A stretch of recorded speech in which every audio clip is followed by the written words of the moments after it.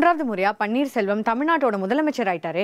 தமிழ்நாடு முதலமைச்சர் ஆகிறதுக்கு 300 தடவைக்கு மேலே யாகம் நடத்தினவங்களுக்கெல்லாம் கிடைக்காத வாய்ப்பு வந்து பன்னீர்செல்வத்துக்கு கிடைச்சிருக்கு.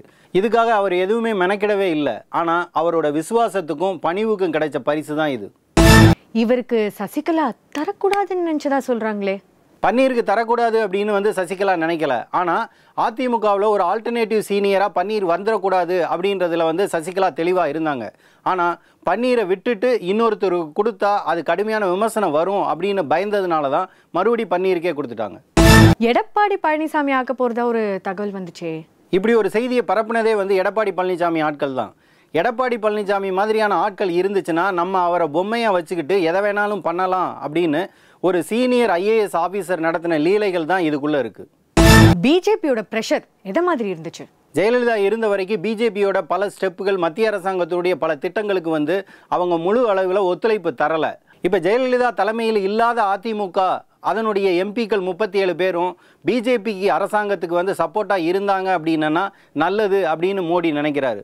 அதனால தான் கவர்னர் மூலியமாக தாங்கள் வந்து அதிமுகவுக்கும் இந்த ஆட்சிக்கும் அனுசரணையாக இருக்கிற மாதிரி காட்ட முயற்சி பண்ணாங்க. இதில் உள்ள புகுந்து குட்டையை குழப்பினது வந்து தம்பிதுரை. என்னையை முதலமைச்சர் ஆக்கிறதுக்கு சப்போர்ட் பண்ணுங்கன்னு அவர் வெங்கையா நாயுடுகிட்ட சொல்ல, வெங்கையா நாயுடு அதை சசிகலாட்ட சொல்ல, சசிகலா அதை நிராகரித்ததாக தகவல். பன்னீர் தாக்கு பிடிப்பாரா? அதை நான் சொல்ல முடியாது, சசிகலா தான் சொல்லணும். சரி, இருக்கிற காலத்திலேயாவது பன்னீர் முதலமைச்சராக செயல்படுவாரா?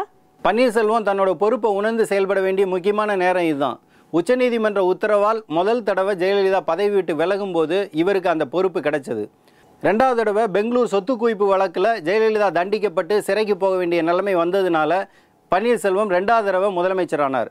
இந்த 2 தடவையும் அவரோட சூழ்நிலையை பொறுத்து பார்த்தீங்கன்னா ஒரு கவலையான நிலைமையில் அவர் முதலமைச்சராக பதவி ஏற்றுக்கிட்டார். அம்மாவுக்கு பின்னடைவு ஏற்பட்ட நேரத்தில் மகன் பொறுப்புக்கு வரும்போது அவருக்கு அந்த பொறுப்பை எடுத்து செயல்படுறதுக்கு சில கூச்சங்கள் இருந்திருக்கலாம். ஆனால் இன்றைக்கி அம்மாவை இழந்துட்டு அவர் வந்து நிற்கிறாரு. இந்த நேரத்தில் அம்மாவோட கனவுகளை நிறைவேற்ற வேண்டிய பொறுப்பு அப்படின்றது வந்து பன்னீர்செல்வத்துக்கு இருக்குது. ப்ளீஸ் பன்னீர்செல்வம் சார், சிஎம்மாக இனிமையாவது ஆகுங்க.